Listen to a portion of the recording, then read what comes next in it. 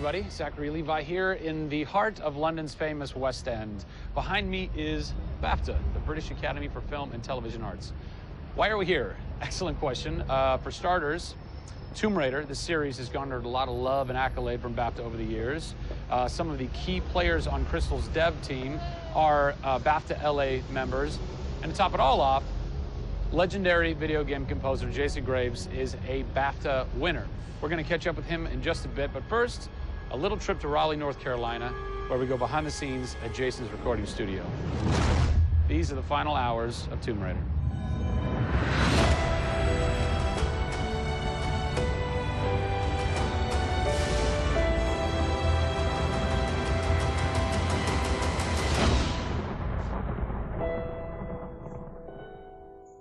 First thing we did was the theme. There have been many composers in the games or the films, but they've always used the original theme. They said, we want to start with a clean slate, new theme. I did it on piano, very simple.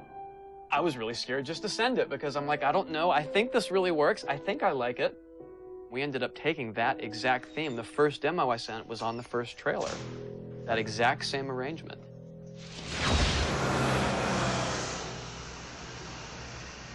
So, Jason, currently you're working on this reimagining of Tomb Raider.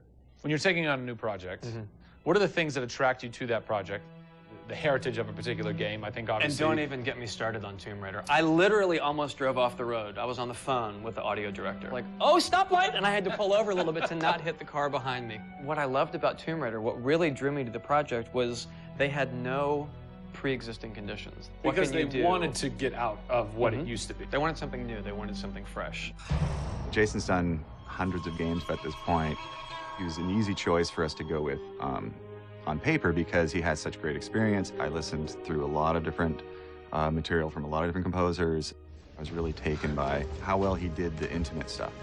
The textures and the real, like, intimate and vulnerable bits that we needed to highlight in the game were a great match for us. What is square one for you when you start wrapping your head around it going, this is where I feel like this world is going to exist? Main theme. Call me old-fashioned. Then it was a matter of finding out what kind of percussion would work. And always going back to the melody and the theme, because that's kind of the heart of the game. The most signature thing that we need to get right is Lara's theme. One of our big goals was that it can be used in any emotional context. What does it sound like? High action.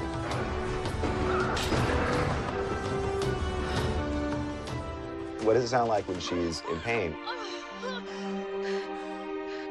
For music, the gameplay and the concept art, especially with the scavengers and kind of the shanty town, corrugated metal, how everything's kind of this amalgam of different stuff that they found on the island.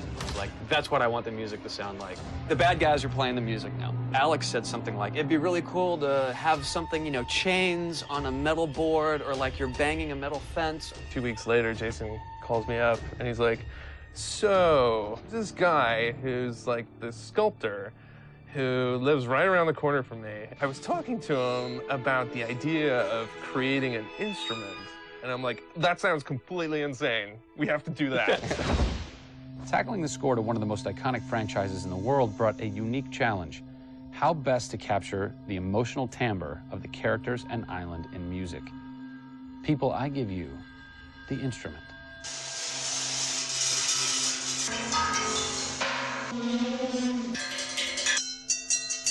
The instrument. I was going to let Matt determine the aesthetics. I was really only concerned about the sound that the sculpture was going to make. Matt built this, which looks pretty much exactly like Laura's original homemade bow in the game.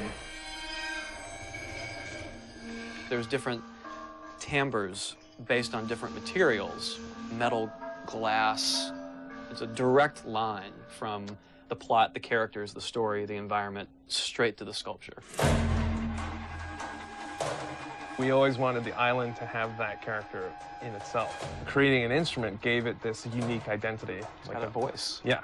The very beginning of the game is nothing but the instrument.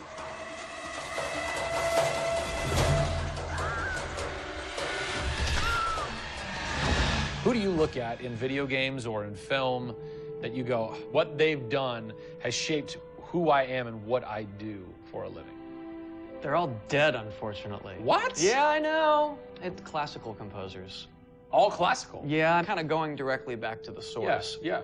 Prokofiev's, Tchaikovsky. Even for some of the scary stuff, you've got Penderecki, who's a Polish composer. Actually, he's still alive. It kind of goes back to ballets or opera, which is kind of the precursor to film and video games. You know, they were telling a story. Yeah. And that's what I love about that music. It tells a story. Even if you don't know the plot, you can listen to it. And film music's the same way. It's tough with games to do things that are subtle.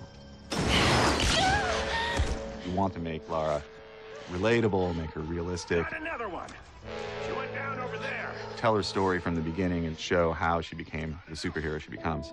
One of the first things that I ask any developer is the emotion.